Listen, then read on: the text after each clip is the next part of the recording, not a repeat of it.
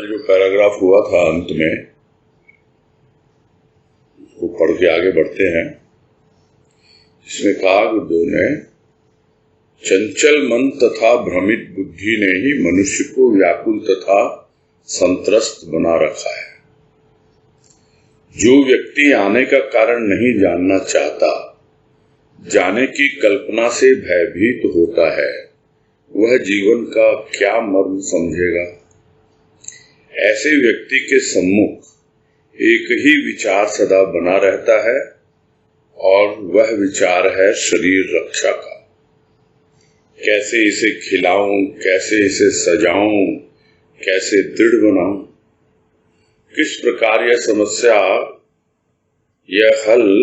किसी प्रकार यह समस्या हल भी हो गई तो क्या वह व्यक्ति शांत तथा प्रसन्न रह सका? शायद नहीं। क्यों? वस्तुओं की प्राप्ति ही समस्या का हल नहीं कर पाती। विचारों के हल चलाने की आवश्यकता है। वस्तुएं परिवर्तनशील तथा विनाशी। विनाशी को कैसे संतोष दे सकेगा? अविनाशी ही विनाशी का पथ प्रदर्शक तथा शांति प्रदाता हो सकता है। यह काम अविनाशी का है कि विनाशी को अविनाशी बनाए। मनुष्य को अविनाशी आत्मा दे रखी है उस अविनाशी ने, किंतु उस अविनाशी आत्मा की ओर कब ध्यान देता है मनुष्य? जब ध्यान देता है तो शांति भी प्राप्त करता है तथा प्रसन्नता भी। काम अविनाशी का तथा नाम विनाशी का। विनाशी को देखते हैं, अविनाशी तो उनके लिए अज्ञात ही बना हुआ है। पैराग्राफ भले ही थोड़ा बड़ा है, किंतु बहुत ही स्पष्ट रूप से गुरुदेव ने समझाया है कि यह जो मन और बुद्धि का खेल है, जो पहले भी बताते रहे हैं, उसी के कारण मनुष्य व्याकुल और संत्रस्त बना रहता है, यानी चिंतित रहता है, भयभीत रहता है, बेचैनी उसकी बनी रहती है। मन की चंचलता और बुद्धि का भ्रम, जब तक यह दोनों दूर नहीं होते तब तक के व्यक्ति न तो अपने आने का कारण ठीक से समझ पाता है, न जाने की कल्पना करके भी भय से मुक्त हो पाता है। नहीं तो साधारण प्राणी तो समझ ही नहीं पाता कि यह जीवन मुझे किस लिए मिला है, क्या इसका मर्म है। और जो इन सब बातों पे ध्यान नहीं देते हैं तो स्वाभाविक है, कहीं न कहीं तो उनका ध्यान होगा। उनका ध्यान हमेशा लगा रहता है कि कैसे मैं अपने शरीर की रक्षा करूं, कैसे इसे खिलाऊं, पिलाऊं, सजाऊं और मजबूत बनाऊं। यानी पूरी तरह उनका जीवन स्थूल के इर्द गिर्द ही घूमता रहता है। उससे आगे यह जो मानव जीवन है, उसकी क्या उपादेयता है, क्या उसका उपयोग किया जा सकता है, किस तरह से आप अन्य जो भी जंतु जानवर पशु पक्षी हैं उनसे भिन्न हो, यह सब बातें विचार करता ही नहीं है। जिस तरह पशु पक्षी सुबह से शाम तक अपने भोजन की व्यवस्था में लगे रहते हैं, वैसे ही इस तरह के प्राणी भी मानव होकर भी कमोबेश पशुवत जीवन ही व्यतीत करते हैं। इसीलिए जब यदि समस्या उनकी हल हो भी गई तो क्या वो शांति और प्रसन्नता से रह पाते हैं? जबकि पशु पक्षी से भी सीख सकते हैं कि वो जब अपना काम हो गया, शाम हो गई, घर लौट गए, उसके बाद तो निश्चिंत है। और ये सब बातें बहुत पहले ही गुरुदेव ने समझाई मन और तन में, कि वो तो देर रात तक भी व्यस्त रहता है, काम करता रहता है, और स्वप्न में भी चैन से सो नहीं पाता है, स्वप्न देखता है, उसी में अपने उधेड़ बुन में लगा रहता है। तो इसलिए वो व्यक्ति शांत नहीं हो पाया, प्रसन्न नहीं रह सका। इसका मतलब क्या हुआ? यदि सभी समस्याओं का हल स्थूल से मिलता तो अवश्य ही वो शांतिपूर्ण जीवन व्यतीत करता और प्रसन्नता पूर्वक इस दुनिया में रहता।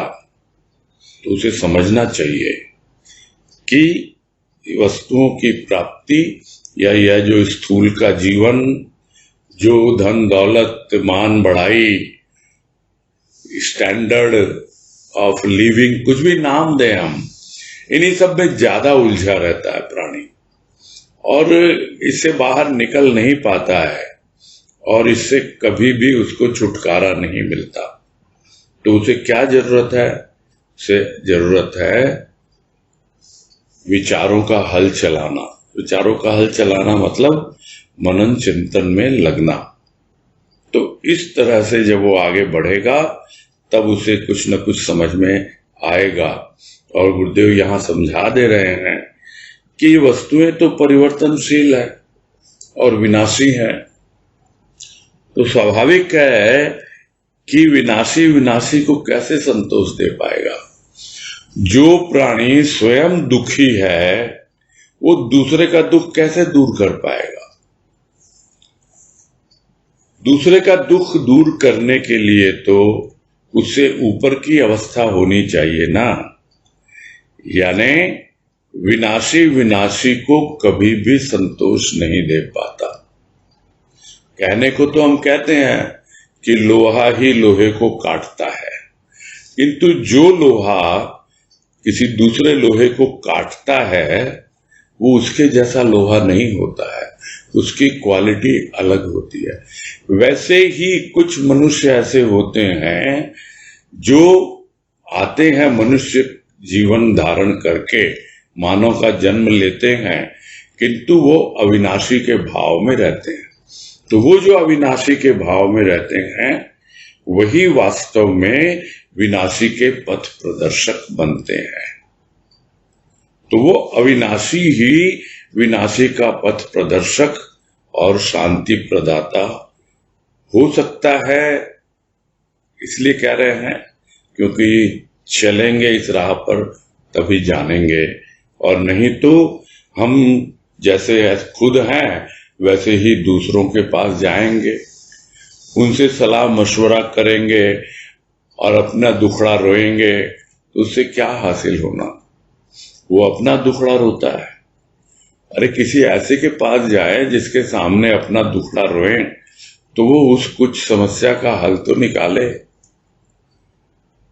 तो जो अविनाशी है या अविनाशी पर आधारित जिसका जीवन चल रहा है वही विनाशी का पथ प्रदर्शक और शांति प्रदाता हो सकता है। यानी उसकी संभावना है यदि वो उस मार्ग को अपनाए और कुछ न कुछ उससे पथ प्रदर्शन का कार्य ले। अन्यथा अगर अपनी ही राह चलते रहेगा, अपने हिसाब से ही जीवन जीता रहेगा, या थोड़ा बहुत सुन लिया, हाँ भाई हमें रास्ता बतलाओ कैसे चलना है, बतला दिया बतलाने वाले ने, लिख दिया गुरुदेव ने, इतनी वाणी लिख दी, इतने प्रवचन कर लिए, इतने लेख लिख दिए, पथ प्रदर्शक तो है वो हमारे, किंतु चलना तो उस पथ पे हमें ही होता है। इसीलिए कहा कि शांति प्रदाता हो सकता है। तो हो सकता होगा कब? जब हम उस अविनाशी के दिखाए हुए मार्ग पर, उस पथ पर आगे बढ़ेंगे तब। और जब बढ़ने लग गए तब उस अविनाशी का काम शुरू हो जाता है।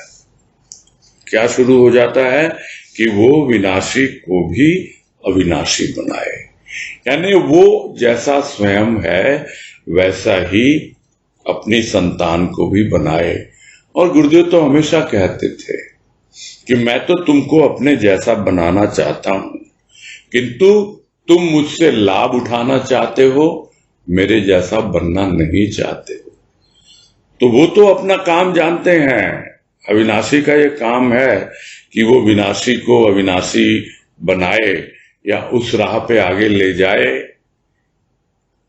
और उससे संपर्क कराए जो अविनाशी है, जो युगों युगों से अविनाशी है। अब ठीक है, शरीर यदि नहीं है गुरुदेव तो उनका भाव तो है, उनका प्रेम तो है, उनकी कृपा तो हमेशा बरसती है। बस सूक्ष्म की समझ होनी चाहिए, और समझ ही नहीं उसकी पकड़ भी होनी चाहिए, और पकड़ ही नहीं उसको पकड़ के आगे बढ़ना भी है। यानी सूक्ष्म में जो प्रेम और भाव, उसकी समझ, उसका अनुभव और उस अनुभव को पकड़कर आगे बढ़ना, तब जाकर के वो विनाशी उस अविनाशी की कृपा का अनुभव करता है, और एक दिन उसी की कृपा से अविनाशी भाव में अपना जीवन व्यतीत करता है। देने को तो उस अविनाशी परमात्मा ने इस विनाशी मनुष्य को आत्मा दे रखी है जो अविनाशी है, किंतु उसकी ओर कब ध्यान देता है? बस एक शब्द सुन रखा है आत्मा, तो शब्द सुनने से तो नहीं होता, उसकी ओर ध्यान देना, यानी वही हमारा उद्देश्य हो, वही हमारा लक्ष्य हो कि हमें तो आत्मबोध तक पहुंचना है, हमें तो आत्मानंद की अनुभूति करनी है। आनंद घन की कृपा से आनंद तो खूब मिल रहा है, किंतु वो आनंद वस्तुओं का आनंद है, व्यक्तियों का आनंद है, या थोड़ा और ऊपर उठते हैं तो उसके प्रेम और भाव का कुछ क्षणिक आनंद मिलता है, और फिर वैसे का वैसा। तो जब तक हमें आत्मानंद की अनुभूति नहीं हो जाती, तब तक हम कैसे कह पाएंगे कि हाँ भाई, हमने अपना लक्ष्य निर्धारित कर रखा है, हमने उस अविनाशी आत्मा की ओर ध्यान दिया है। जो आनंद हमें अभी छोटी छोटी वस्तुओं में मिलता है, अवस्था विशेष में मिलता है, वो अवस्था उस अविनाशी की कृपा से, उस आत्मदेव की कृपा से हमेशा के लिए स्थायी हो जाए। इस लक्ष्य को लेके जब बढ़ेंगे और उस पर ध्यान देंगे तो स्वाभाविक है जो ध्यान देता है उसको शांति भी मिलती है, और प्रसन्नता पूर्वक, आनंद पूर्वक को अपना जीवन व्यतीत भी करता है। तो यह काम किसका है? यह काम तो अविनाशी का है। हम दिमाग न लगाएं इस पर। हमें क्या करना? अरे वो हमारा पथ प्रदर्शक है, जो पहले भी अभी कहा कि अविनाशी ही विनाशी का पथ प्रदर्शक है। तो यदि गुरुदेव अविनाशी हैं तो वही हमारे पथ प्रदर्शक हैं, यदि उनका भाव अविनाशी है तो वही हमारा पथ प्रदर्शक है, वही हमें आगे ले जाएगा, वही हमें रास्ता दिखाएगा। उसी प्रेम और भाव के प्रकाश में हम अंधकार को चीरते हुए आगे बढ़ते चले जाएंगे। तो काम तो उसका ही है, और वो काम जो करता है, जो उस पे लग जाता है, तो थोड़ी बहुत उसकी पहचान हो जाती है। जो संतों का जीवन होता है कि हाँ, उनका नाम होने लगता है तो लोग उस नाम जिसका हो गया उसको तो देखते हैं, यानी गुरुदेव को तो देखते हैं, किंतु वो जो अविनाशी जिसके साथ गुरुदेव बिल्कुल एकाकार हो गए, उसके लिए तो वो तो उनके लिए अज्ञात ही बना रहता है। तो गुरुदेव को जाना भी तो कितना जाना, क्या जाना, किस रूप में जाना, वो भी अज्ञात ही बना रहता है। जब तक वो रूप अरूप तक, और अरूप क्या, स्वरूप तक न पहुंच जाए, तब तक कैसे हम समझ पाएंगे कि हम देख तो रहे हैं अविनाशी। तो विनाशी को देखते हैं, उसके शरीर को देखते हैं, किंतु उसका जो अविनाशी प्रेम और भाव है उसका भी कुछ कुछ अनुभव पाते हैं। किंतु जो आत्मा है, जो अविनाशी है, वो आत्मा तो सबकी एक है। तो वो जब एक है तो फिर अज्ञात क्यों बनी रहेगी? अगर जान लिया हमने अपने आप को, उसी को कहते हैं गुरुदेव कि खुद को जानना ही खुदा को जानना है। यानी हमारे भीतर जो हमारी खुदी है, जो हमेशा से खुदा हुआ है, अंकित है, वो उसको जब जान लेंगे तो अपने आप ही हम परमात्मा को जान लेंगे। तो आत्मा को जानना ही परमात्मा को जानना है। आगे कह रहे हैं, ज्ञात और अज्ञात, नाम और काम, यह रहस्य नहीं स्पष्ट है। स्पष्ट हुआ है उनके द्वारा जिन्होंने चिंतन मनन में जीवन यापन किया। वे ऋषि मुनि कहलाए। आज भी विचारों की धारा उसी प्रकार प्रवाहित हो रही है। जिनके हृदय में अज्ञात के परिचय के लिए व्याकुलता है, उन्हें आज भी अज्ञात परिचय देता है, और देता है ऐसा दिव्य जीवन जिसे पाकर मनुष्य मनुष्य होता हुआ भी अन्य जनों के लिए कौतूहल का कारण बन जाता है। वाणी रसीली, प्राणी अति प्रसन्न, धरा धन्य जब ऐसे प्राणी वाणी का प्रयोग करते हैं। ऐसे व्यक्तियों की साधना संसार हित के लिए आदर्श बन जाती है। उनके कार्य चमत्कारी, उनकी वाणी अमृतमयी तथा प्रेरक बन जाती है उनके लिए जो दिव्य जीवन के इच्छुक हैं। किंतु यह कार्य उनका नहीं होता, अज्ञात का होता है। इसीलिए विज्ञजन कहते तथा समझते हैं कि काम तेरा और नाम मेरा।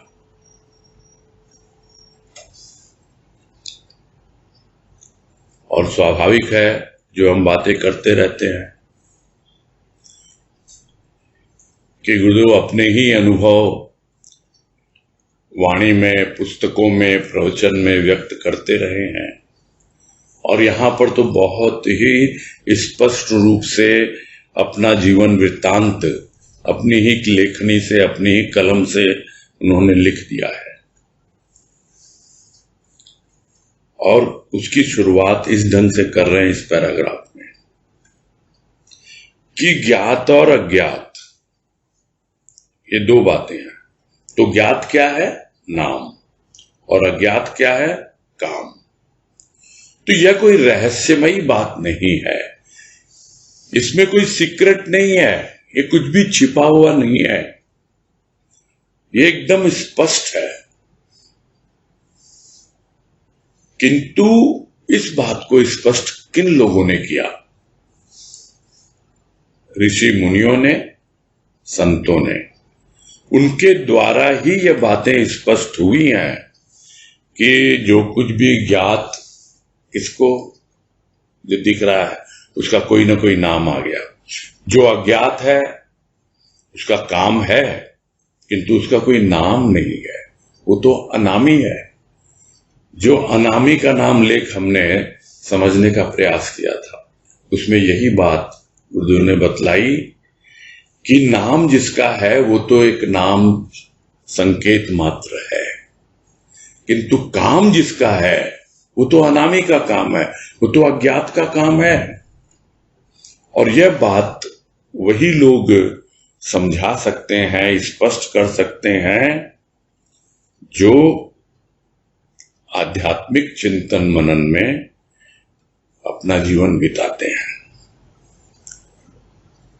उनको आप कुछ भी कह दें, उनको संत महात्मा कह दें, ऋषि मुनि कह दें, कुछ भी कह दें, किंतु आज भी उनके भाव, उनके विचार, जो कुछ भी उन्होंने अनुभव किया वो स्पष्ट रूप से प्रवाहित हो रहा है। इसमें किसी को कोई संदेह नहीं होना चाहिए, यह कोई रहस्यमयी बात नहीं है। कल भी जो बात आई थी कि आज भी उनका भाव, उनका प्रेम अविनाशी रूप में विद्यमान है। और यही गुरुदेव कह रहे हैं, वो अपने पूर्वजों के लिए कह रहे हैं कि उनके विचारों की धारा आज भी उसी प्रकार प्रवाहित हो रही है जो उनके जीवन काल में थी। सुनने को तो हम सुनते हैं, जो प्रेम गोपियों ने कृष्ण से किया वो प्रेम आज भी विद्यमान है, सुनते हैं, किंतु जब तक वो हमारा अनुभव नहीं बन जाता तब तक वो सुनी हुई बात रहती है। तो अनुभव कैसे बनेगा? जब हम उन्हीं ऋषि मुनियों की तरह, संत महापुरुषों की तरह चिंतन मनन में अपना जीवन यापन करेंगे, तब वो हमारा अनुभव बनेगा। वो धारा तो बह रही है, किंतु वो धारा कहां बह रही है? अभी वो पुस्तकों की शोभा बढ़ा रही है, प्रवचनों के रूप में, लेखों के रूप में, वाणी के रूप में। अभी वो हमारे हृदय में नहीं प्रवाहित हो रही है। जब वो हमारे हृदय में प्रवाहित होती है तब हमें अनुभव में आता है कि आज भी उनके भाव, विचार, उनका प्रेम, उनकी कृपा उसी तरह प्रवाहित हो रही है। तो किनको लगता है यह? जिनके हृदय में अज्ञात के परिचय के लिए व्याकुलता है। तो इस रूप में वो परिचय उसका प्रारंभ होता है अज्ञात का, कि उसके हृदय में भाव प्रेम की धारा बहने लगती है, वो उसका अनुभव प्राप्त करने लगता है और वो अज्ञात अपना किसी न किसी रूप में परिचय देता है। और तभी गुरुदेव ने शुरू में कहा कि वो अज्ञेय नहीं है। अज्ञेय नहीं है माने जाना जा सकता है, उसका परिचय प्राप्त किया जा सकता है। तो प्राप्त किया जा सकता है का मतलब ये नहीं है कि कहीं कोई रखा हुआ है और हम वहां पहुंच के उसको प्राप्त कर लें।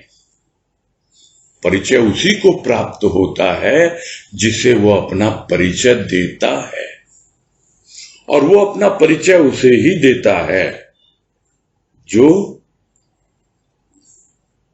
इसी पैराग्राफ में कहा कि मनन चिंतन में अपना जीवन यापन करते हैं, उस प्रेम और भाव की धारा में अवगाहन करते हैं और अपने हृदय में उस अज्ञात के परिचय की व्याकुलता लिए आगे बढ़ते चले जाते हैं। तो वो एक एक कदम कदम पर अपना परिचय उसे देते हैं और धीरे धीरे उनका जीवन दिव्यता की ओर बढ़ता चला जाता है, यानी देवत्व को उपलब्ध होते चले जाते हैं। वो कौन सा देव है जिसकी ओर वो आगे बढ़ रहे हैं? कौन सा देवत्व है?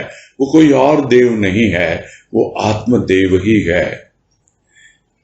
उसकी ओर जब बढ़ता है प्राणी तो अपने आप उसे अनुभव में आता है कि उनका जीवन दिव्यता की ओर आगे बढ़ रहा है, और ऐसा दिव्य जीवन पाकर के मनुष्य होता हुआ भी अन्य जनों के लिए कौतूहल का कारण बन जाता है। और यही है गुरुदेव का जीवन, यही है अन्य संतों का जीवन। दूसरे समझ नहीं पाते। कौतूहल माने देखते हैं भाई, अच्छा ये क्या चीज है, ये कोई जादू हो रहा है क्या? रहता तो हमारे ही जैसे है, ऐसे ही तुल्ला पट्टी के कोने के कमरे में वैसे ही गृहस्थी चलाता है, वैसे ही रोज स्कूल में पढ़ाने जाता है, लौट के आता है। क्या विशेषता है इसमें? इतने लोग इसके पास आते हैं जाते हैं, तो लोगों के लिए तो कौतूहल का विषय है, और जो आते जाते भी हैं वो भी क्या पूरी तरह समझ पाते हैं? उनके लिए भी कौतूहल का विषय बना रहता है। किंतु हाँ, जो थोड़ा बहुत अनुभव करते हैं वो करेंगे, किंतु जो संत महापुरुष होते हैं उनको तो अनुभव होता है कि उनकी वाणी रसीली हो गई, यानी उनकी वाणी से प्रेम और भाव का रस टपकता रहता है। इतनी रसीली वाणी, और स्वयं यानी वो प्राणी वो अति प्रसन्न। अब दूसरे प्राणियों के भीतर वो प्रसन्नता का भाव आए या न आए, किंतु भूमि धन्य हो जाती है जब ऐसे प्राणी जब अपनी वाणी का प्रयोग करते हैं। यानी ऐसे संत जन जब अपने मुखारविंद से कुछ प्रवचन करते हैं, कुछ लोगों को समझाते हैं, तो धरा धन्य होती है।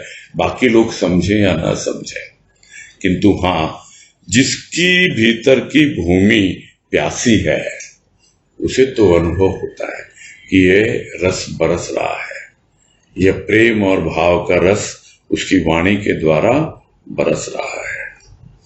तो जिस प्रकार से ऐसे व्यक्तियों ने उस अवस्था को उपलब्ध किया है, तो लोग कौतूहल से देखते हैं, और जो भी साधना उन्होंने की है वो साधना दूसरों के लिए प्रेरक भी बनती है और संसार हित के लिए ही रहती है। वो तो जो कोई भी अपना भला करना चाहता है, दुनिया का भला करना चाहता है, उसके लिए जो भी साधना की पद्धति उन्होंने आजीवन जी है, वो दूसरों के लिए भी उसी का व्यवहार करते हैं, और साथ ही साथ वो दूसरों के लिए प्रेरणा का भी कारण बन जाती है, यानी एक आदर्श प्रस्तुत करती है।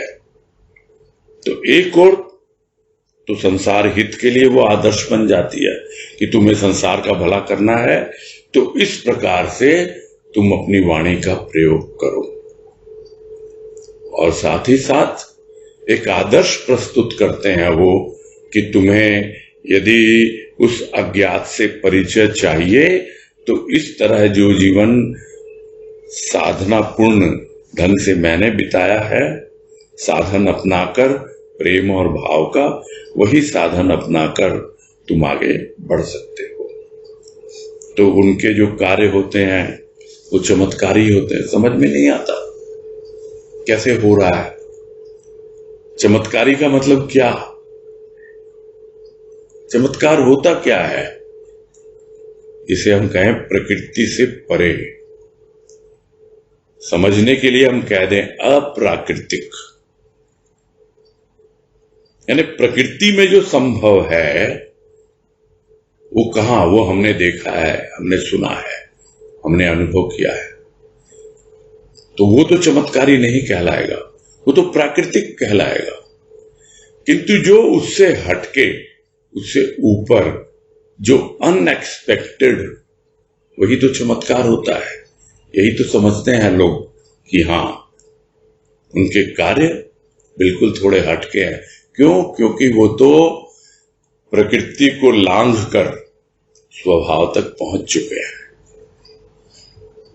वो अपने स्वयं के भाव में प्रतिष्ठित हैं और उनका पूरा अंतःकरण उसी भाव में ओतप्रोत रहता है। इसीलिए उनके कार्य चमत्कारी होते हैं, उनकी वाणी अमृतमयी होती है और हमेशा दूसरों के लिए प्रेरणा का स्रोत बनती है। किंतु किनके लिए? जो उसी प्रकार के दिव्य जीवन के इच्छुक हैं, क्योंकि वो स्वयं उस दिव्यता को उपलब्ध कर चुके हैं। और जो भी उसी उद्देश्य को लेके उनके पास आता है, तब उनको पता है कि ये भी दिव्य जीवन का इच्छुक है, तो वो खुद कुछ नहीं करते हैं, बस यही समझ के करते हैं कि कार्य तो अज्ञात का है, वो अज्ञात अपने आप संभालेगा, मुझे क्या करना है, मैं तो बस इस प्राणी का उस अज्ञात से संपर्क करा दूं, ताकि ये भी धीरे धीरे अज्ञात से परिचय प्राप्त करता रहे, और यह भी उस अज्ञात का अनुभव जब पाएगा तब समझ पाएगा कि भाई जो भी काम हो रहा है वो अज्ञात ही कर रहा है, उस अज्ञात की कृपा ही कर रही है, भले ही नाम किसी का भी हो। किंतु जिसका नाम होता है वो तो यही कहेगा, गुरुदेव अपने लिए ही कह रहे हैं कि विज्ञजन कहते हैं, विज्ञजन क्या वो स्वयं कह रहे हैं और समझते भी हैं कि काम तेरा और नाम मेरा।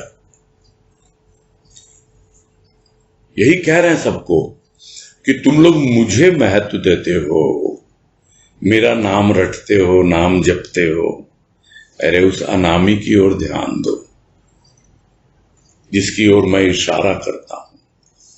तुम उसे अज्ञात अज्ञात बोलते हो, उस राह पे आगे बढ़ो, उसका परिचय प्राप्त करो, वो अज्ञात नहीं रहेगा। धीरे धीरे वो भी तुम्हारे जीवन में कुछ ऐसे दिव्य भावों को देगा कि तुम भी अपना जीवन उसी दिव्यता से प्रकाशित कर पाओ। आगे कह रहे हैं, सत्य सबके हृदय में है, किंतु प्रतिष्ठा सत्य की सब नहीं कर पाते। अन्य वस्तुओं का उपासक अन्न और मन के चक्र को भी नहीं समझ पाता, उसके लिए सत्य उपेक्षणीय बन जाता है। सत्य उपेक्षणीय नहीं, किंतु चिंता की गतिविधि ही ऐसी है कि वह उसे निश्चिंत नहीं होने देती।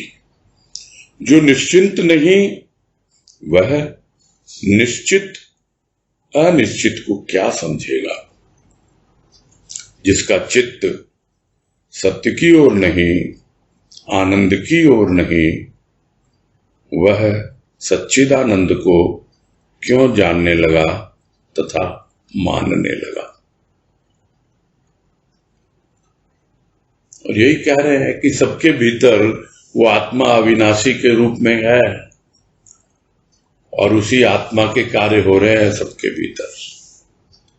अब यहां सत्य का उदाहरण देके समझा रहे हैं कि सबके हृदय में है सत्य, किंतु प्रतिष्ठा नहीं होती है। मूर्ति के लिए कहते हैं कि इसकी प्राण प्रतिष्ठा हुई है, तो किसके प्राण उसमें फूके गए हैं, क्या यह कभी समझने का प्रयास किया गया? ये भक्तजन है। जिन भक्तों के हृदय में सत्य की प्रतिष्ठा हुई, उन्होंने जितना सत्य उनके भीतर था उसके द्वारा उस मूर्ति के अंदर प्रतिष्ठा की है, और तब जाकर उस मूर्ति की प्राण प्रतिष्ठा होती है। तो यह तो मूर्ति की बात है, और यहां तो इंसान ही स्वयं चलता फिरता एक ऐसी मूर्ति बना बैठा है कि वो जड़वत जीवन व्यतीत कर रहा है। उसके हृदय में है सत्य, किंतु कौन आएगा? क्या कोई बाहर से आके करेगा? निकलो स्थूल से बाहर। यही समझा रहे हैं कि यदि आप वस्तुओं के उपासक रहे और सत्य को उपेक्षा की दृष्टि से देखते रहे, तो फिर कैसे आपके हृदय में सत्य की प्रतिष्ठा हो सकती है? क्योंकि आप तो बस अन्य, कौन सा अन्य वस्तु? एक अन्न और एक मन। तो अन्न किसके लिए? अन्न तन के लिए, और मन घूमता रहता है निरर्थक विचारों के चक्र में, इसी में ही लगा रहता है और इसको समझ ही नहीं पाता। तो फिर सत्य कहां से आएगा? उसकी लिस्ट में आएगा नहीं, प्रायोरिटी में है ही नहीं कहीं पर। सबसे पहले तो हम बैठ के अपनी एक प्रायोरिटी लिस्ट बनाएं, यानी हमारे जीवन की प्राथमिकता क्या है। क्या हमारे जीवन की प्राथमिकता यही है कि हम सत्संग इसलिए कर रहे हैं ताकि हमारा घर परिवार बहुत अच्छे से चले और सब बच्चे खुश रहे, पति खुश रहे, पत्नी खुश रहे, सब बड़े मजे में जीते रहे।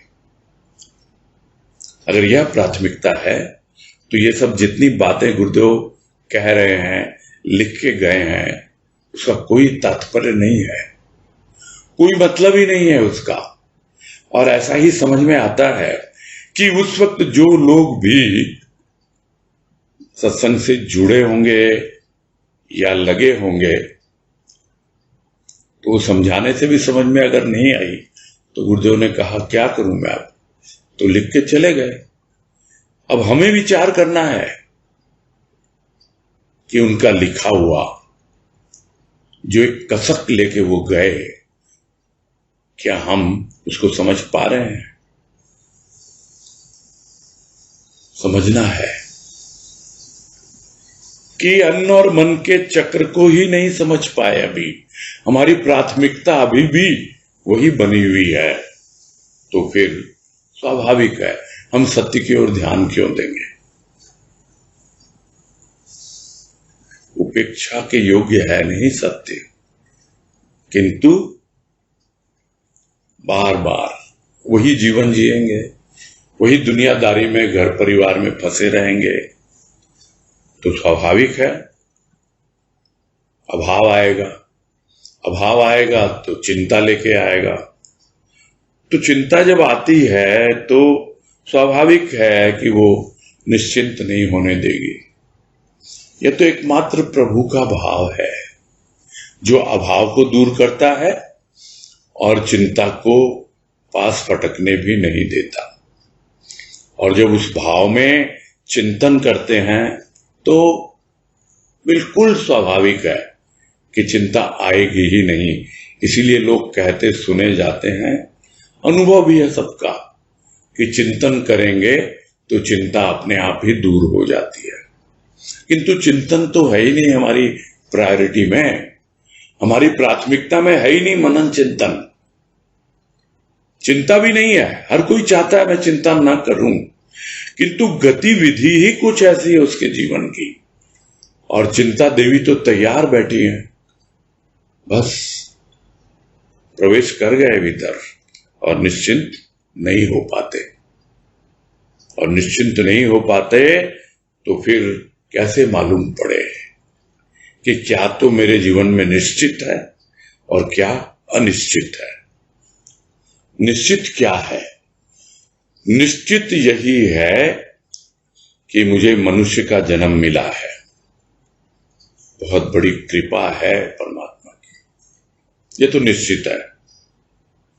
मुझे संत का संग मिला है, सत्संग मिला है, यह भी बिल्कुल निश्चित है एकदम, इसमें कोई संदेह नहीं है। अब अनिश्चित क्या है? अनिश्चित यही है कि मैं अब कितना आगे बढ़ पा रहा हूं, उसके बारे में विचार करना कि इतने वर्षों वर्ष से सत्संग कर रहा हूं या कर रही हूं, कितना आगे बढ़े। अपना मूल्यांकन तो खुद ही कर पाएगा प्राणी, कोई दूसरा नहीं बता सकता। तो यही गुरुदेव कह रहे हैं, अभी भी यदि अन्न और मन के चक्कर में फंसे रहे तो फिर निश्चित अनिश्चित को क्या समझेंगे हम। और जिसका चित्त न तो सत्य की ओर है और न आनंद की ओर है, तो सच्चिदानंद को कैसे जानेगा वो? ये तो बात पहले भी आई है और भजन को भी कोट किया गया था कि ऊपर देखेंगे तो सत्य का पर्वत है, नीचे देखेंगे तो आनंद का सागर है। बस हमारे चित्त में भाव की गंगा बहनी चाहिए। सत पर्वत से जो गंगा चली, भाव बन चित्त में बहने लगी, आनंद सागर में जाय मिली तो मुझे सच्चित आनंद लखने लगे, तब लखने लगे। तो चित्त में है ही नहीं, ना तो सत्य की ओर, ऊपर की ओर, ना आनंद की ओर, सागर की ओर। और फिर चित्त में भाव की गंगा बहे तो कैसे बहे? तो फिर ऐसा व्यक्ति न तो उसे जानने की कोशिश करेगा और मानने की तो बात ही नहीं है। कुछ समझ में आएगा तभी तो मानेगा, और मानेगा तभी तो जानेगा। तो ये सब चीजें उसी के लिए हैं जिसके जीवन में इन सब बातों के लिए प्राथमिकता हो, उसकी प्रायोरिटी हो, सूक्ष्म उसकी प्राथमिकता हो। भौतिक या स्थूल यदि प्राथमिकता होगा तो फिर ये सब बातें गौण पड़ जाएंगी, बैक सीट पे चली जाएंगी। कब मौका लगेगा? आती हैं, क्षणिक आती हैं, थोड़ा भाव दे जाती हैं और फिर गायब। यही तो जीवन चलता आ रहा है। आगे कह रहे हैं, काम तेरा और नाम मेरा। यह भाव तो उस भावुक हृदय वाले के लिए है जिसने जीवन के प्रत्येक क्षण को अपना नहीं, अज्ञात का माना तथा जाना है। अज्ञात है संसार के अन्य जनों के लिए, किंतु उसके लिए अज्ञात प्राणों से भी अधिक प्रिय है। तभी वह बरबस कह उठता है, काम तेरा नाम मेरा। मेरा नाम? क्या मैं नाम का भूखा हूं? नाम का नहीं, तेरे नाम का भूखा। भूखा ही हूं। जन्म अनेक हुए किंतु भूख न मिटी। बार बार मिट्टी में ही समाता गया, भूख न मिटी तेरे नाम की। तेरा नाम मिट्टी में समाने वाला नहीं, मिटा देता है जन्म जन्मांतर के विषयों की भूख। किंतु यह काम तेरा है अज्ञात, और नाम दिलाता है अपने भक्त को, जिसे युगों तक स्मरण करती है दुनिया। क्या यह तेरी महती कृपा नहीं? स्वयं अज्ञात बना रहता है और भक्त को नामी बना देता है। तेरे काम अनोखे, तेरे धाम अनोखे, जहां सूर्य नहीं, चंद्र नहीं, दिवस नहीं, रात नहीं, प्यास नहीं, भूख नहीं, आहार नहीं, विहार नहीं, नहीं नहीं, हाँ नहीं, सुबह नहीं, शाम नहीं, विषाद नहीं, प्रमाद नहीं, वाद नहीं, विवाद नहीं, कथा नहीं, व्यथा नहीं, शून्य नहीं, पूर्ण नहीं, दुष्ट नहीं, शिष्ट नहीं, अवशिष्ट नहीं, विशिष्ट नहीं, राम नहीं, श्याम नहीं, अर्जुन नहीं, कृष्ण नहीं, वशिष्ठ नहीं, राम नहीं, धरा नहीं, धाम नहीं, संकेत नहीं, विभेद नहीं, रटना नहीं, भटकना नहीं, उष्ण नहीं, तीक्ष्ण नहीं, सूक्ष्म नहीं, स्थूल नहीं, जल नहीं, स्थल नहीं, पाप नहीं, पुण्य नहीं, गंगा नहीं, यमुना नहीं, देव नहीं, दानव नहीं, ऋषि नहीं, मुनि नहीं, भला नहीं, बुरा नहीं। वहां तू है, अज्ञात तू ही तू है। यह काम तेरा है, नाम चाहे तू जिसे दिला दे। अज्ञात का धर्म अज्ञात, अज्ञात का कर्म अज्ञात। जितना संभव होगा वो अभी करेंगे, बाकी का कल करेंगे पूरा इसको, पैराग्राफ को। फिर भी यही समझना है, ये दो हिस्सों में है ये पैराग्राफ। एक हिस्सा वो है जो गुरुदेव अभी तक वर्णन करते आए, अपना जीवन वृत्तांत कि किस प्रकार से हृदय में अज्ञात के परिचय के लिए व्याकुलता हुई और अज्ञात परिचय उनको दिया और उनका एक ऐसा दिव्य जीवन मिल गया उन्हें, और उनकी वाणी रसीली हो गई और प्रसन्नता और आनंद पूर्वक वो अपना जीवन बिताकर दूसरों के लिए आदर्श प्रस्तुत करके चले गए हैं।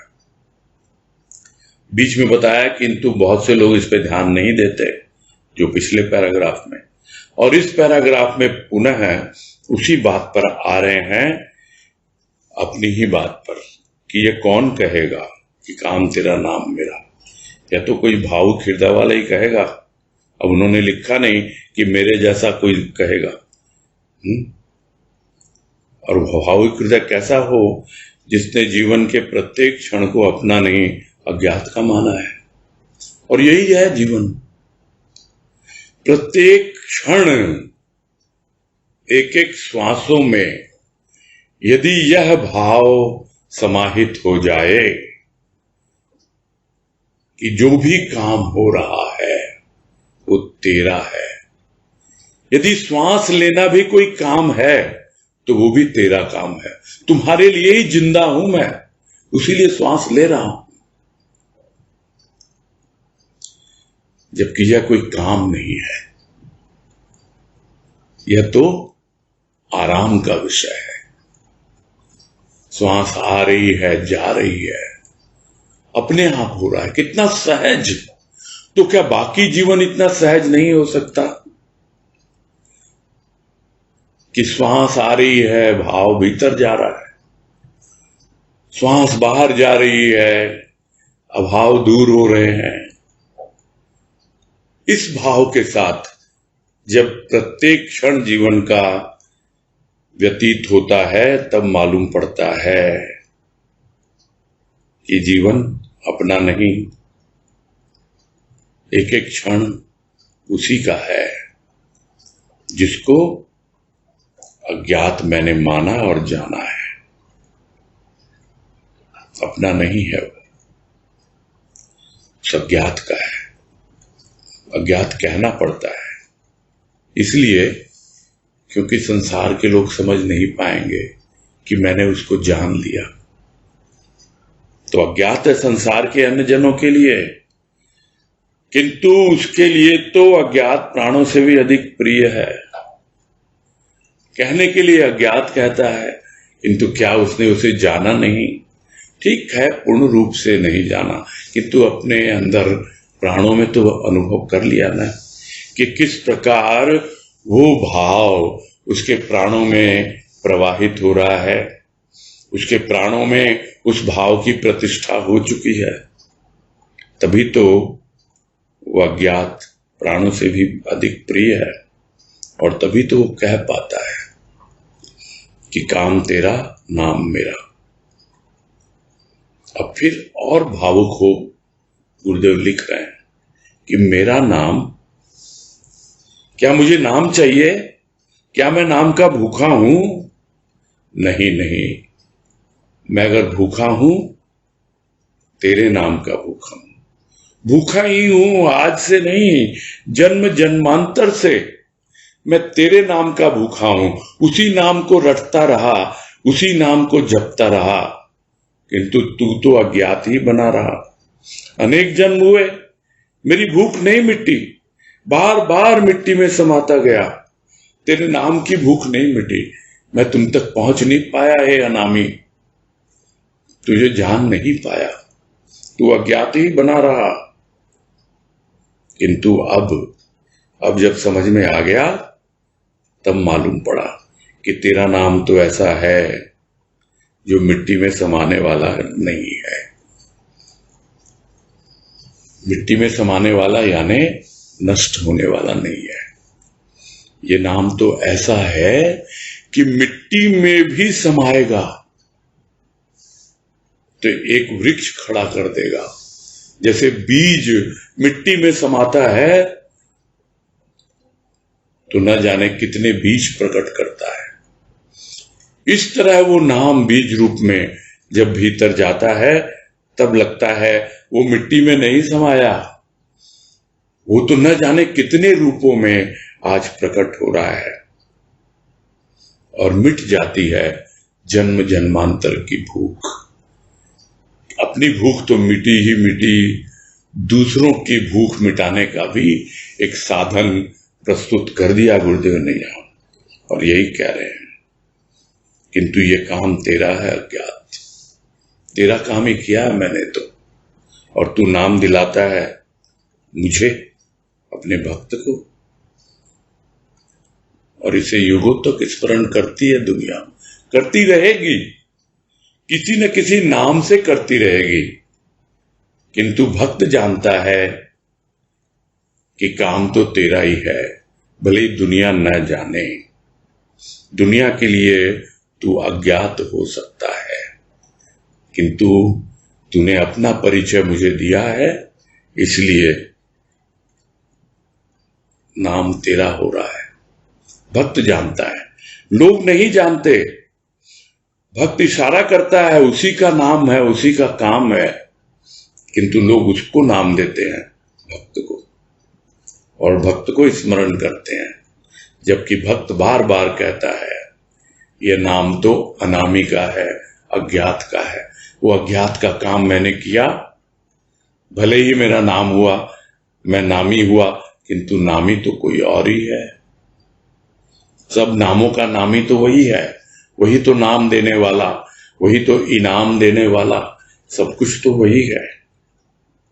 तो क्या ये उसकी महती कृपा नहीं है? इतनी बड़ी कृपा कर दिया कि भक्त को तो नामी बना दिया और स्वयं छिपके बैठ गया, दिखाई नहीं देता है। तो भक्त कैसे दिखलाए सबको कि देखो ऐसा है मेरा प्रभु? वो तो समझा सकता है, और यह कोई अभी त्रेता युग तो है नहीं, और न ही वो भक्त हनुमान है कि अपना सीना चीर के दिखा दे कि देखो ऐसा होता है अज्ञात। अरे जो साक्षात को नहीं देख पाते, जो राम सीता खड़े हैं उनको नहीं देख पाते, तो फिर संशय करते हैं भक्त पर, उस हनुमान पर। वो तो कहता ही है कि यह तो अनामी का नाम है। नाम मिल जाए किसी को भी, किंतु वो तो अज्ञात ही बना रहता है। और फिर जो कुछ भी है, आगे जो अंडरलाइन किया हुआ है, वो काम अनोखे, धाम अनोखे, यह सब काफी विस्तृत बातें हैं, संक्षेप में भी हो सकती हैं, क्योंकि विरोधाभासी स्थिति ज्यादा है। विरोधाभासी मतलब लगता है दिन है, रात है, प्यास, भूख, आहार, निद्रा, तो यह सब चीजें जो हैं, कभी कभी लगता है कि कोई भी ऐसी अवस्था गुरुदेव ने यहां छोड़ी नहीं कि एक बार वहां पहुंच जाओगे तो अपने आप ही इन सब से ऊपर उठ जाओगे। यानी जहां वो अज्ञात है, वहां पे क्या अवस्था बनती है, ये अंडरलाइन वाले को कल करेंगे, अभी पूरा करते हैं।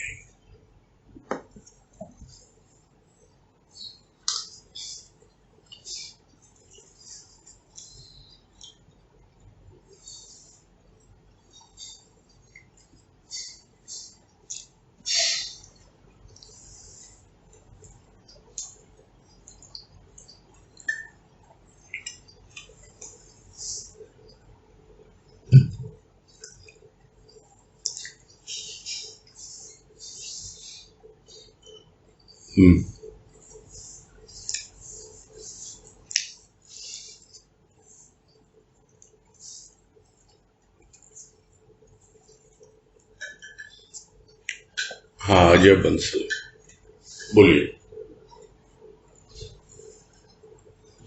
हाँ भैया प्रणाम। हाँ नमस्कार, बोलिए। ये जो प्रायोरिटी की बात आई थी और समझ में भी आता है और मेहनत हो रही है, लेकिन अभी भी ये लगता है कि there is plenty of time. So I think this is a very big mistake कि समय हो रहा है, ठीक है, प्रोग्रेस भी है, दिख भी रही है प्रोग्रेस है, बट दैट वो जो वहशत है, जुनून है, वो तो नहीं है। तो वो भी धीरे से आएगा या क्या है? पता नहीं मैं क्या बताऊं। समझाने को तो लोग ऐसे जनरल भाषा में यही कहते हैं, भाई वो एक ऐसा कीड़ा है जो काटता है तो फिर चैन से बैठ नहीं पाता प्राणी, तो इसका मतलब वो कीड़ा अभी काटा नहीं है, यही समझ में आता है।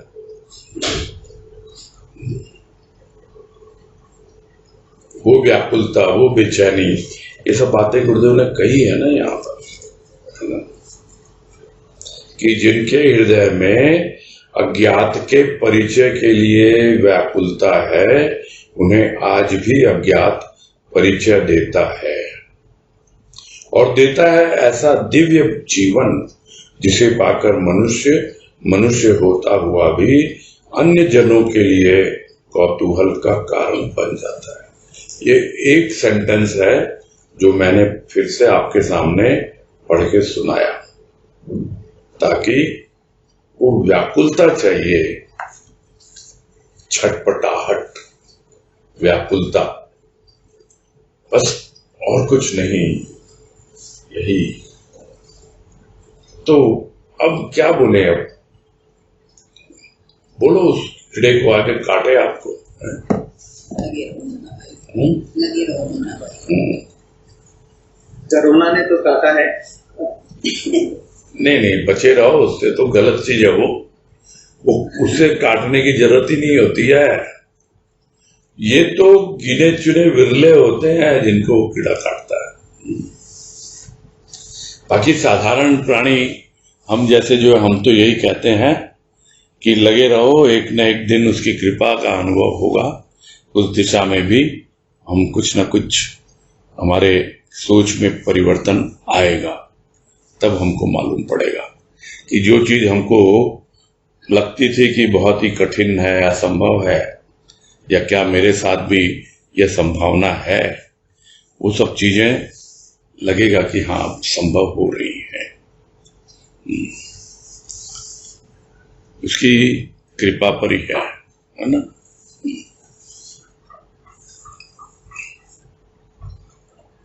ठीक है भैया, प्रणाम। हाँ, हरिओम।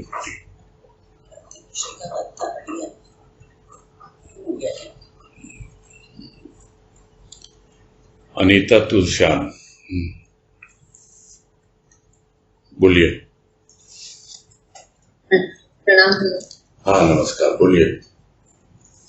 भैया जो पैराग्राफ आया, सत्य सबके हृदय में है किंतु प्रतिष्ठा सत्य की सब नहीं करता।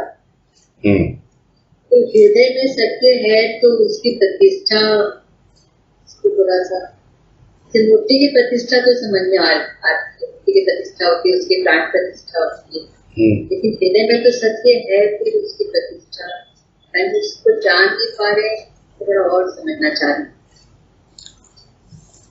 अंदर गहराई में दबा हुआ है, प्रतिष्ठा नहीं हो पाती, यानी बाहर प्रकट होगा तभी तो प्रतिष्ठित होगा। सत्य है लेकिन छिपा हुआ है सबके हृदय में, दबा हुआ है गहराई में, इसलिए उसकी प्रतिष्ठा नहीं हो पाती है।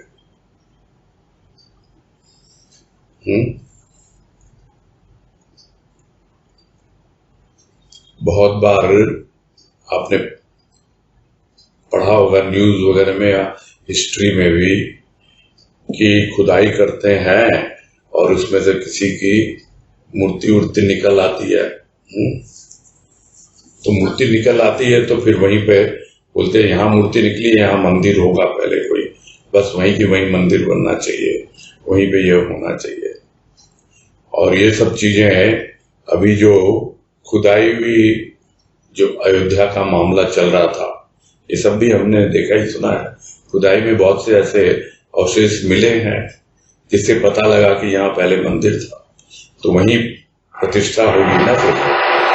तो वो अंदर है दबा हुआ, अंदर दबा हुआ है वो सत्य, बिल्कुल कहाँ से क्या, अब वो खोदेंगे खोजेंगे तब वो बाहर आएगा, तब उसकी प्रतिष्ठा होगी। यही है मतलब। मूर्ति के उदाहरण से समझने की कोशिश कर रहे हैं, है ना।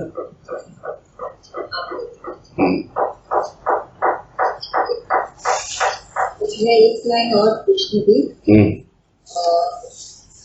ये 5 नंबर पेज पर है, काम और नाम के लिए प्राणी को जीवन देता। पैराग्राफ कौन सा है? काम और नाम के लिए। हाँ बोलिए। इसमें फोर्थ लाइन है, विराट प्रकृति गति के अनुकूल होता, अनुकूल हुआ तो शुभ, प्रतिकूल हुआ तो अशुभ। प्रकृति बाधक नहीं, मनुष्य की अधिकता बाधक। विराट प्रकृति की प्रत्येक के अनुकूल, विराट प्रकृति यानी बाहर की, इस तरह से समझे। वो विराट की जो प्रकृति है, विराट कौन है? वो अज्ञात। वो जो अज्ञात है वही तो विराट है, वही तो प्रकृति का संचालक है। स्थूल प्रकृति, सूक्ष्म प्रकृति, वही तो संचालक है। उसके अनुकूल यदि हुआ तब तो ठीक है, तब तो शुभ ही शुभ कहलाएगा। तो हमको कैसे मालूम पड़ेगा अनुकूल या प्रतिकूल? तो जब प्रतिकूल होता है तब हमको लगता है कि बाधक हो रही है प्रकृति, और जब अनुकूल हो जाता है तो हमको लगता है हाँ भाई ठीक है। जो पहले भी कहा ना कि सफलता जब होती है मनुष्य अपने आप को श्रेय देता है, जबकि वो तो समझना चाहिए उसको कि काम उसका कैसे बना, ज्ञात की कृपा के बल पर बना है वो काम। तो यहाँ पर भी है वो विराट प्रकृति जो है, यानी विराट के द्वारा संचालित जो प्रकृति है उसके अनुकूल ही शुभ कार्य होते हैं। और अगर हम समझें कि हम शुभ कार्य कर रहे हैं, हम पुण्य कर रहे हैं, ऐसा नहीं है। तो जो शुभ अशुभ के हिसाब से समझेंगे वो प्रकृति के अनुसार यही समझते हैं अनुकूल और प्रतिकूल। और जब प्रतिकूल होता है तो समझता है प्रकृति बाधक हो गई। तो प्रकृति बाधक नहीं होती है, हमारी जो प्रकृति है वो बाधक हो रही है। जब हमारी प्रकृति उस विराट प्रकृति के साथ जुड़ जाती है तब हमें पता लगता है कि प्रकृति बाधक नहीं है। और यह सब बातें बहुत विस्तार से गुरुदेव ने प्राकृतिक भजन में समझाया है ना। प्राकृतिक भजन में क्या समझाया कि हमारी प्रकृति और जो विराट की प्रकृति है दोनों आपस में जुड़ जाए, तब जाके आपके लिए वो भजन बिल्कुल सहज हो जाता है ना। ठीक है, क्लियर हुआ ना? ठीक है, हाँ भैया ठीक। प्रणाम। हाँ हाँ पूरा करते हैं। जी जी। हरिओम है जी। हरिओम हरिओम, सबको हरिओम कर दे। हरिओम सबको हरिओम भैया। हरिओम हरिओम सबको हरिओम। हरिओम भैया। हाँ हरिओम हरिओम हरिओम सबको हरिओम। सबको हरिओम सबको हरिओम।